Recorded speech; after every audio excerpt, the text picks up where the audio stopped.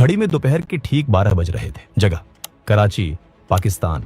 तारीख 1 मार्च 2022। अख्तर कॉलोनी की भीड़भाड़ वाली सड़कों के बीच क्रिसेंट फर्नीचर नाम की एक मामूली सी दुकान है। दुकान का मालिक जावेद अखुंद अपनी कुर्सी पर बैठकर ग्राहकों का इंतजार कर रहा है। पिछले 23 सालों से वो इसी तरह एक आम आदमी की जिंदगी जी रहा है, लेकिन उसे नहीं पता कि आज उसकी दुकान पर कोई फर्नीचर खरीदने नहीं, बल्कि उसकी सांसें खरीदने आ रहा है। सड़क पर एक मोटरसाइकिल आकर रुकती है। पीछे बैठा शख्स उतरता है, दुकान में दाखिल होता है और बिना एक भी शब्द बोले जावेद अखुंद के सिर और सीने में गोलियां उतार देता है।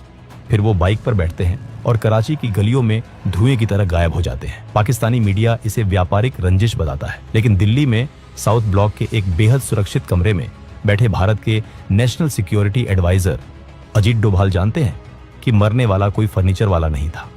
वो जहूर मिस्त्री था, जो 1999 में IC-814 हाईजैक में शामिल था। इस वीडियो में हम आपको बताएंगे कि कैसे अजीत डोभाल ने 23 साल बाद IC-814 प्लेन हाईजैक का बदला लिया। 24 दिसंबर 1999 काठमांडू से दिल्ली आ रही इंडियन एयरलाइंस की फ्लाइट IC-814 शाम के करीब 4 बज रहे हैं। जैसे ही प्लेन इंडियन एयरस्पेस में दाखिल होता है, 5 नकाबपोश अपनी सीटों से खड़े होते हैं। इन 5 के कोडनेम थे चीफ, डॉक्टर, बर्गर, शंकर और सबसे खतरनाक भोला। पायलट देवी शरण ने सूझबूझ दिखाते हुए प्लेन को अमृतसर के राजा सांसी एयरपोर्ट पर लैंड करा दिया था। प्लेन में फ्यूल काफी कम था, वो उड़ नहीं सकता था। ये भारत की जमीन थी, हमारे कमांडो वहां पहुंच सकते थे। पूरे 45 मिनट तक वो प्लेन अमृतसर के रनवे पर खड़ा रहा। दिल्ली में क्राइसिस मैनेजमेंट ग्रुप की बैठक चल रही है। अफरा तफरी का माहौल है, फैसला लेने वाला कोई नहीं है। NSG को वहां पहुंचने में वक्त लगेगा।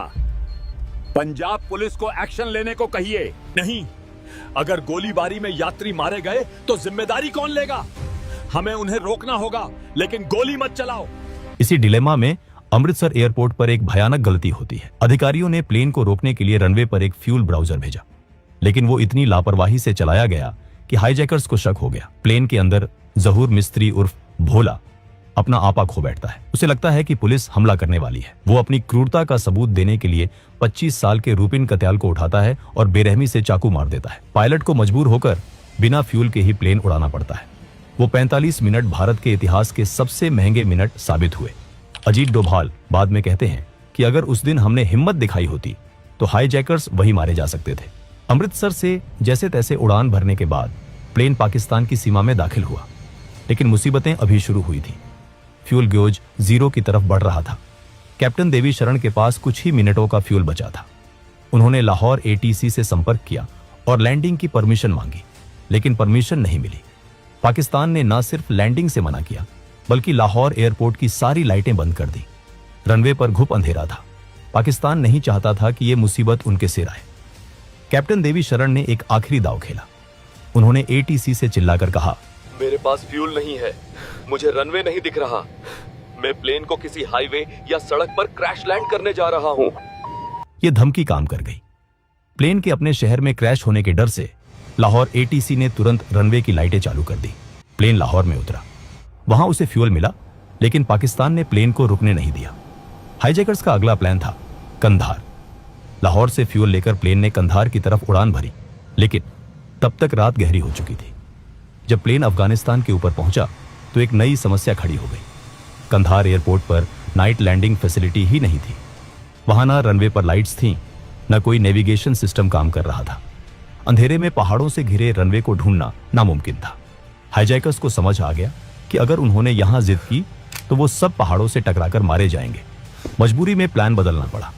अब प्लेन को सबसे नजदीकी और आधुनिक एयरपोर्ट की तरफ मोड़ना पड़ा, जहां रात में लैंडिंग हो सके। वो जगह थी दुबई। प्लेन ने फिर से दिशा बदली और UAE के आल मिनहाद एयरबेस पर लैंड किया। वही दोस्तों, वीडियो में आगे बढ़ने से पहले आपको बताना चाहूंगा कि अगर आपको सच्ची क्राइम स्टोरीज में दिलचस्पी है तो मेरा दूसरा चैनल जरूर देखिए। वहां मैं असली क्राइम केस को 2D एनिमेशन के साथ सिंपल हिंदी में समझाता हूं। चैनल का लिंक डिस्क्रिप्शन में है, अभी जाकर वीडियोस देखें। चलिए अब वीडियो कंटिन्यू करते हैं। अमृतसर की नाकामी के बाद भी एक और मौका था, दुबई। भारत सरकार ने अपनी सबसे घातक यूनिट NSG की 52 स्पेशल एक्शन ग्रुप को एक विशेष प्लेन में भेजा। ये वो कमांडोज हैं जो पलक झपकते ही प्लेन में घुसकर आतंकवादियों के सिर में गोली मारने के लिए ट्रेन किए जाते हैं। प्लान तैयार था। जैसे ही IC-814 दुबई में रुकेगा, एनएसजी स्ट्राइक करेगी। जौहर मिस्त्री और उसके साथियों की मौत निश्चित थी, लेकिन तभी डिप्लोमेसी की दीवार खड़ी हो गई। यूएई सरकार ने भारत को अपने एयरबेस पर रेड करने की इजाजत देने से साफ मना कर दिया। उन्हें डर था कि उनकी जमीन पर खून खराबा होगा। एनएसजी के हाथ बंध गए। कमांडोज अपने हथियारों के साथ तैयार बैठे रहे, लेकिन यहाँ 27 यात्रियों और रुपिन कथियाल के शव को उतारने की इजाजत मिली। लेकिन हाईजैकर्स दुबई में रुकना नहीं चाहते थे। उन्हें पता था कि यहाँ वो सुरक्षित नहीं है। उनका स्वर्ग तो तालिबान के राज्य में था। अगली सुबह 25 दिसंबर को जैसे ही सूरज की पहली किरण निकली, विमान ने दुबई से फिर उड़ान भरी। मंजिल वही पुरानी थी, कंधार। इस बार दिन का उजाला था, रनवे साफ दिख रहा था। सुबह के करीब 8:30 प्लेन ने कंधार की धूल भरी जमीन को छुआ। अब खेल बदल चुका था। प्लेन कंधार में था। चारों तरफ तालिबान के लड़ाके टैंक और रॉकेट लॉन्चर लेकर खड़े थे। कहने को वो सुरक्षा दे रहे थे, लेकिन असल में वो हाईजैकर्स का कवच बने हुए थे। भारत सरकार ने अपने सर्वश्रेष्ठ नेगोशिएटर्स को भेजा। इस टीम में रॉ के विवेक काटजू और आईबी के अजीत डोभाल शामिल थे। डोभाल जब कंधार उतरे तो उन्होंने देखा कि कैसे आईएसआई के अधिकारी खुलेआम रनवे पर घूम रहे थे और हाईजैकर्स को निर्देश दे रहे थे।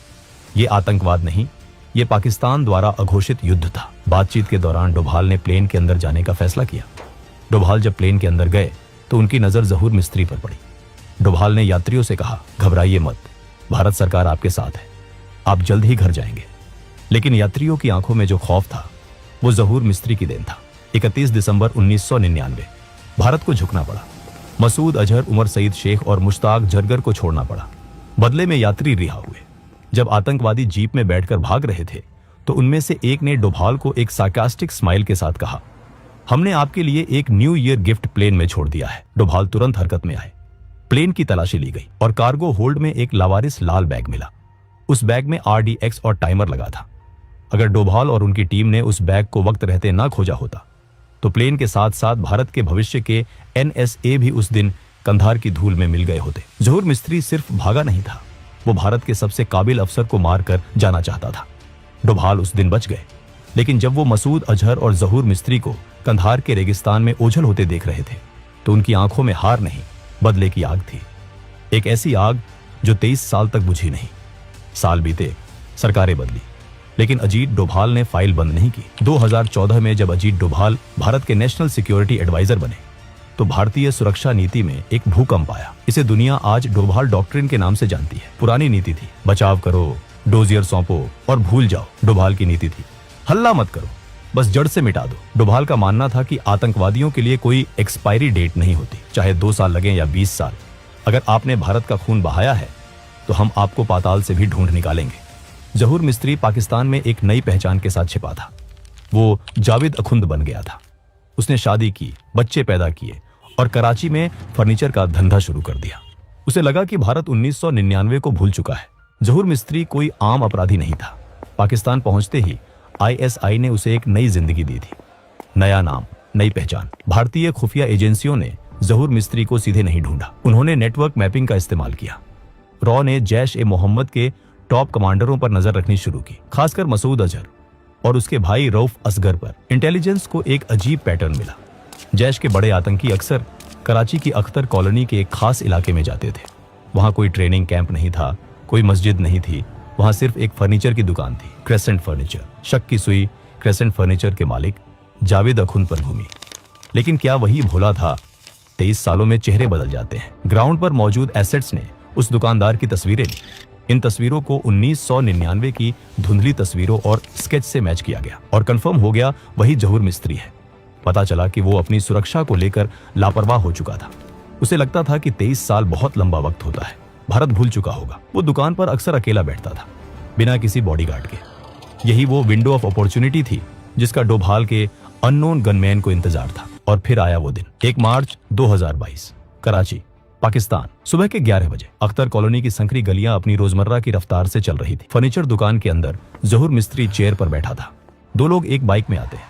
प्लानिंग इतनी सटीक थी कि उन्हें पता था कि इस वक्त जहूर दुकान में अकेला होगा। पीछे बैठा शख्स बाइक से उतरता है। जैसे ही वो दुकान के अंदर दाखिल हुआ, जहूर मिस्त्री ने सिर उठाकर देखा। शायद उसे लगा होगा कि कोई ग्राहक आया है। उसने पूछने के लिए मुंह खोला, लेकिन तभी उस शूटर ने हेलमेट के वाइजर के पीछे से जहूर की आंखों में देखा।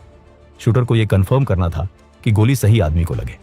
बिना एक शब्द बोले शूटर ने पिस्टल निकाली। पहली गोली सीधे सिर में। जहूर मिस्त्री अपनी कुर्सी पर ही पीछे की तरफ लुढ़क गया। 2 और गोलियां चली छाती में, यह सुनिश्चित करने के लिए कि बचने की कोई गुंजाइश ना रहे। काम तमाम। कंधार का कसाई अपने ही फर्नीचर की दुकान में ढेर हो चुका था। 23 साल का पुराना हिसाब 3 सेकंड में चुकता कर दिया गया। शूटर दुकान से बाहर निकला। वो वापस बाइक पर बैठा। राइडर ने एक्सीलेटर दिया और अगले ही पल वो कराची की भीड़ में धुएं की तरह गायब हो गए। जब तक पाकिस्तानी पुलिस और एम्बुलेंस वहां पहुंची तब तक जहूर मिस्त्री का खेल खत्म हो चुका था। मीडिया ने शोर मचाया। व्यापारी की हत्या, पुलिस ने कहा। लूटपाट का मामला। पाकिस्तान ने शुरू में इसे छिपाने की कोशिश की, लेकिन सच तब सामने आया जब जहूर मिस्त्री के जनाजे में जैश-ए-मोहम्मद के बड़े आतंकी शामिल हुए। मसूद अजहर का भाई खुद वहां मौजूद था। इस तरह अजित डोभाल ने 23 साल बाद कंधार हाईजैक का बदला लिया। अमृतसर में जो गोली नहीं चली थी, दुबई में जो रेड रोकी गई थी और कंधार में जो मजबूरी थी, उन सब का जवाब 2022 में कराची में दिया गया। दोस्तों, आपको क्या लगता है? क्या अननोन गनमैन वाली ये रणनीति भारत को और आक्रामक रूप से अपनानी चाहिए या फिर डिप्लोमेसी ही सही रास्ता है? अपने विचार नीचे कमेंट्स में जरूर लिखें। अगर आपको ये वीडियो पसंद आया और आप भारत की खुफिया ऑपरेशंस पर और कहानियां देखना चाहते हैं तो सब्सक्राइब बटन दबाएं और बेल आइकॉन को क्लिक करें। जय हिंद, जय भारत।